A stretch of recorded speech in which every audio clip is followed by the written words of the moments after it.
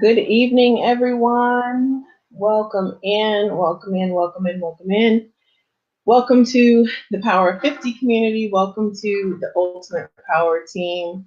I'm glad you're here. We're here tonight to share a life lesson.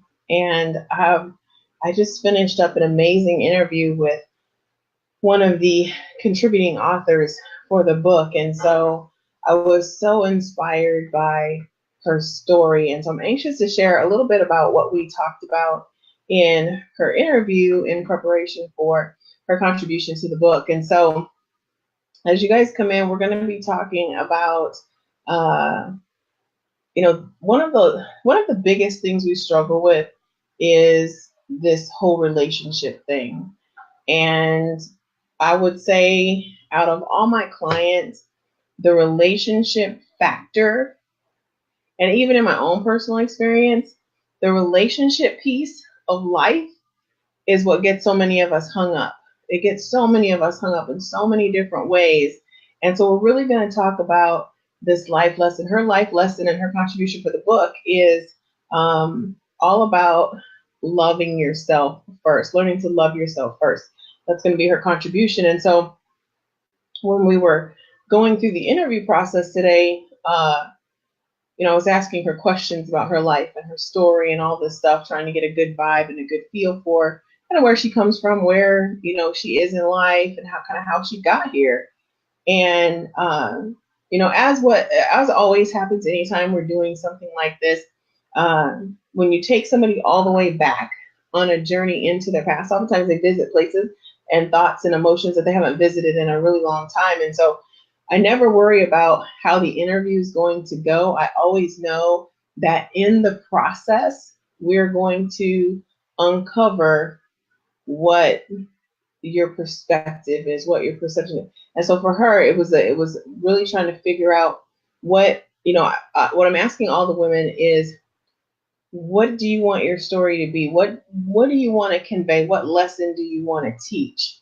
And hers was truly to love yourself first. And so we really walked through her whole history and walked down through a timeline of her life. And I was just amazed at the strength and the power that these women that they have. Some of the things that they've overcame and battles that they've had to face are just, for me, red bottom attitude. It has a mantra, and it talks about in that mantra, you know, but overcoming seemingly insurmountable obstacles. And when you hear these stories of these women in this book, you guys, you're just going to be like, how did you ever overcome that? How did you overcome that? And truly representing this red bottom attitude, which is a state of mind and a code of conduct personified by liberated women who exude courage, class, and confidence in spite of seemingly insurmountable obstacles. And definitely the woman that I interviewed today definitely rocks a red bottom attitude. She's definitely a powerhouse as far as her wisdom and her ability and her willingness to share her lessons. She's a mother. She has daughters. And so, being able to, as a mom, share our experiences. And that's what really the Power of 50 is all about, guys. That's what this book is all about. It's about, being able to reach back and use the life lessons that we've learned, the knowledge that we've gained, the knowledge that we've converted into wisdom, and share that with the ones coming behind us, including our own daughters. And so, super excited to share. I'm just stoked about this book. Can I just tell you how pumped I am about this book? So, as you guys are coming in, I see some of you joining in on the cast tonight. So, welcome in. For those of you who may be popping in for the first time, you don't really know what Power 50 is all about, don't really know who I am, allow me to introduce myself and welcome you into the Power 50 community. My name is Marci Batiste. I'm the Ultimate Power Coach, America's #1 reality-based success and recovery trainer. My role as a coach and as a trainer really is to disrupt your toxic thoughts and self-sabotaging behaviors to help you create a life, that custom-fitted life that you love to live. And that's really, really what I do. Power of 50 community is an avenue and a community that welcomes you in and embraces that that concept of community and support. And so really, it's designed. Power 50 community is designed specifically for women. Specifically for women, I want everyone in the community to help educate and empower and encourage one another. You know, it's all about showing that support, sharing that wisdom that we've learned along the way with the ones that are coming after us, that personal journey to womanhood. And so that's really the power of 50. That's what it's all about. You know, it's about using this wisdom to shorten the learning curve for the younger generation, the ones that are coming after us. It feels weird to think of myself as an elder, but I guess that's, you know, kind of where once you hit 50, you kind of walk into that space. And so really truly embracing that, and how can I leave this legacy to share these life lessons with these younger women? But then on the simultaneously, there are a lot of women who are late 40s, early 50s, and they feel like, oh, my time's up. I missed my window of opportunity. If I didn't pursue my dream back then, no point in doing it now. And so really the power of 50 for those women is to say, you know what? There's a whole bunch of us out there on the cusp of 50 and over 50, over 60, some into their 70s that are doing the damn thing. We're still out here chasing the dreams. We're still out here building empires and rocking the keys to our queendoms. And it's not too late. 50 really is just the beginning. And that's what the Power of 50 community is about. So if at all, if you know a woman, you are a woman, you're raising a woman, join the community. I welcome you in, male and female, welcome into the Power of 50 community, because it is all about the support. We cannot leave out the importance that men play in our lives and in our families and in our homes. So definitely welcoming you into the Power of 50 community. There is a link with the video that you can click on to join the Power 50 community. There's also a link for an exclusive Facebook group called the Power of 50 Womanhood and Wisdom, and that is strictly for the ladies. And so that is where, ladies, you can go to find support, find content, find information, support. Whatever it is that you need will be found in that exclusive Facebook group just for the ladies. But welcome into the Power 50 community. Welcome to the Ultimate Power Team. And so tonight, like I said, I just finished up this interview. We're working on the book. Everything is in full swing for the community, for the movement. And this was my the first of many interviews in order to compile these stories. And so we met for a couple of hours and really, really took a deep dive into her history, her story. And, you know, it's interesting because I'm someone I'm used to telling my story. I'm used to going to those places and coming back. And, you know, it's easy for me to do that. And so but I truly love the opportunity, and I'm so grateful for the opportunity and the trust that these women have placed in me to share their stories, and for me to be able to tell their stories for them in some cases. Some of the ladies are going to be contributing their own stories and writing their own stories, and then there's going to be some who are just really entrusting me to be their voice. So they're sharing their stories with me, they're sharing their history with me, and they're trusting me with some pretty deeply rooted secrets, sometimes things that they haven't told before. And so, you know, it's an amazing process. I thoroughly enjoy the process. I love hearing people's stories and understanding where people come from. How did you get here? And, you know, truly getting a new perspective on, you know, we know people where we know them, but we seldom have the opportunity to go back and figure out, how did you get here? And so this process is allowing me to do that with some very good friends, with some people that I've never ever met before, but they are trusting in me and they're trusting this process. And I'm telling you what, the healing is just, oh my gosh, it's phenomenal. And so the life lessons that are coming out of this. So today, one of the things that we talked about in her interview was love, and learning to love yourself particularly is her thing. And as she was sharing her story, as is pretty common with a lot of us who've had past traumas, we tend to start looking for love in all the wrong places, as they say. And so I was really thinking after I finished up the interview, I was thinking, what is it that kind of sends us on this spiral of behaviors? What is it and how do we get there? And so I was thinking, and I came up with about four things. I wrote them down as I was thinking about them. But the first one I think is just lack of clarity. It's lack of clarity. Like, we don't often know who we are as a single person, let alone what we need to be compatible in a relationship. And a relationship is not designed to complete you. I know that's a cute thing and it was so romantic in the movies and, you know, baby, this ain't Jerry Maguire. I'm not doing the whole you complete me. No, you can't expect someone to complete you. If you enter into a relationship with the mindset that the relationship or that individual is supposed to complete you or somehow fill some void, that they didn't sign up for that. They signed up for a relationship. Relationship should be mutually beneficial for both of you. And oftentimes one party or the other goes in with this set of expectations that the other person should somehow make up for all of the past wrongs and all of the negative past experiences. And that's just not the case. That's not what reality will show you. And that's why oftentimes we have a hard time getting the relationship thing right. The other thing is, like, when we're talking about clarity, we're talking about being able to define love. When I wrote Love Miscarriage, I wrote a companion thought guide that goes along with it. And the very first question in the book is, what is your definition of love?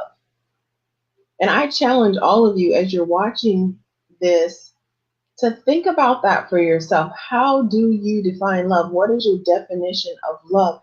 Not what you've been told about love, not what people have groomed you to think and believe about love. I don't want to hear the love is patient, love is kind, love is not boastful. No. How do you define love? I know what the textbooks say. I know what the preacher says at the altar. Been there, done that, got the t-shirt. I also have the divorce certificate, which tells me that that's not necessarily the case. So how do you define love? Because if you don't know how you define love, how do you expect A, to communicate that to someone else, and B, to be able to even recognize it when it presents itself? So sometimes we overlook what was supposed to be for us because it doesn't look like what we think it should look like. There's these preconceived notions, or we have no notion at all of what we're looking for. So I challenge you, as you're watching this, as you share this video out, I challenge you to think that through for yourself. What is your definition of love? How do you define it for you? The second thing that I was thinking of, why we end up looking for love in all the wrong places, is because we go out there and we put on these masks, and all the masks do is attempt to hide a bunch of unhealed wounds. So we don't make the investment in the healing process. And I know that was the case for me.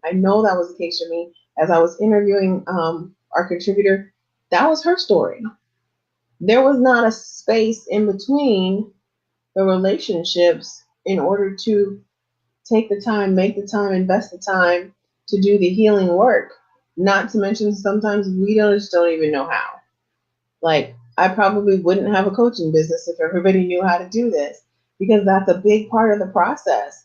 I coach to life, relationships, and business, but that's because those things all have to be in alignment. One can't be way off the charts while the other two are just kind of over here doing sort of kind of their own thing. Everything has to be in alignment. They're not necessarily going to be in balance, as in always 100% equal, but they're going to be doing this and this and this. So you constantly need to find that harmony. Where do these things fit together? How do they play together? You can't have one thing all the way up here, one thing all the way down here, and expect that it's all going to shake out in the end. It doesn't work that way. So unhealed, going into them with unhealed wounds, hurt people hurt people. That was one of the things she said. She said, I recognize now that hurt people hurt people. And, you know, most of the time when we go into relationships and they don't work out, we can only see our perspective. We can only see this is what they did to me. And it's hard to separate out and say, but who were they before? Because see, we didn't make that investment on the front end to figure out who they were before we went to the relationship route. We skipped straight into relationship, and then when we're struggling and it's not working out, then we're trying to figure out, well, who the hell is this person? We should have done the work on the front end, but most of us don't. So here we are in the middle on the backside, and we're like, hurt people, hurt people. But where were they hurt at? What along the way? And how does this relate to me? Where do I fit into this equation? And so sometimes we get into this cycle, especially as women, we get into the cycle where we think we can fix it. So whatever happened to them in the past, we tell ourselves, I can love you through it. I can love you through it. I know that was it for me. I always felt like I'm good at love. Like I'm good at giving love. I'm good at showing love. I'm good at demonstrating love. I can love you through this. I can love you enough for both of us. I can love you enough to make you love me. But I didn't understand that they had a hurt that was so deep that there was nothing that I could have done to penetrate it. It had to be healed before you can love somebody beyond that point. They're going to reach that point where that's their max out, tap out. And you can't love them beyond their point of healing. You can't love anyone else beyond your own point of healing. And see, that's the other piece that I didn't understand about me. And so when we're having this conversation, I was like, yeah, that's true. Hurt people do hurt people. And then kind of along those lines, if you are a hurt person, then you tend to superimpose your thoughts, your feelings, your emotions, your belief systems onto the other person. That might not be how they think. That might not be what they feel. But certainly that's what we put out there. And so we're replaying our own mental and emotional tracks about what we think about ourselves, what we believe about ourselves, what we've never been told about ourselves, what's incomplete about ourselves. And we're saying that that's what that person thinks, and they've never said that to us, but we just assume it, and because that's what we think about ourselves. And so when you've got two people that haven't done the healing work, this is just like a tennis match for disaster. And we wonder why we don't get the relationship stuff right. We wonder why we don't get it right. The third thing I came up with, I'm just looking at my notes here, that we enter from a space of lack or vulnerability. What do I mean by that? So, I'll give you an example. There was a point in my life where I just felt, it was after I moved to Arizona, I just felt like I didn't have anybody that had my back. Like I just didn't feel like I had the support system. I didn't feel like if everything crashed around me, I just didn't feel like I had a cushion to fall on. I didn't feel like I had anybody to, I didn't feel like I had anybody that I could rely on to reach down and say, you know what, I got you. I'm not going to let you fall too far. I'm not going to let you hurt too long. I'm not going to let you suffer out of control. I just didn't feel like I had that. And so I'm unconsciously,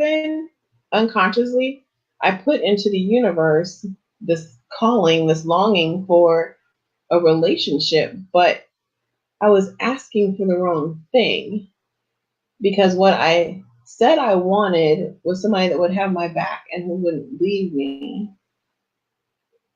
I did say somebody who loved me, but even then, you can love someone and not be good for them. And so I wasn't very clear with my instructions to the universe. So I put this request out there, but I didn't really think it through because I didn't have the clarity. I still had some unhealed wounds. And so I'm entering into this arrangement or this arena of, putting this out into the atmosphere, telling the universe, send me Send me somebody who's just gonna have my back, who's gonna love me and who won't leave me. Basically, that's my order. And so the universe is like, oh, okay, well, we can do that. Here you go. And it looked great for a while. It was like the things that I liked. But then again, they say the devil won't tempt you with nothing you don't like either. So I don't know. Maybe it came to me. I don't. Anyway, long story short, it didn't take long before I realized that there was a lot of stuff that I recognized in me that I really need to be compatible in a relationship. And some of them are paramount to the other things that I was looking for. So when I talked about wanting somebody who would say, love me and never leave me, I forgot to say that I need somebody that can communicate. Like, communication's a huge thing for me. Obviously, I'm a talker, I'm a writer, I'm a storyteller. That ability to communicate is important. If you can't, that's probably not going to work. But I didn't put that into my order because I hadn't really thought it through until things weren't working right. And I'm like, what is wrong? Like, why does this feel so wrong? And I realized that I had a whole other list of needs that I didn't take into consideration, and how I love and my definition of love was different than the person who I was in a relationship with. They didn't come into it for the same things that I came into it for, and we never had that conversation. And these are the things when we're talking about looking for love in all the wrong places, um, learning to love yourself first. By that point, I had learned to love myself. I had done that much of the work, but I didn't go that extra step to say, what qualities do I need to be compatible with how I love? And what qualities do I need that's going to make me feel fulfilled in a relationship? Because I'm fine by myself. Does that mean that I want to live out the rest of my life alone because I'm fine this way? No, it doesn't. Like, I still want companionship. I still want that eventually to be, in a fulfilling relationship. But I'm not desperate for one. As I tell everybody, like, I'm not out there ring chasing. So it's not like I don't look for the relationship to fulfill me. I don't look for it to complete me per se. But I want to feel fulfilled within the relationship because I'm fully fulfilled outside of it. So anything that I enter into now has to be mutually beneficial, has to involve great communication, things like that. And so putting that level of thought into it and not entering into it from a place of vulnerability, which was where I had made several mistakes along the way. That was a pattern for me. I was repeating that history over and over and over again. At least I would say, if I'm honest, I probably went back to when I got married.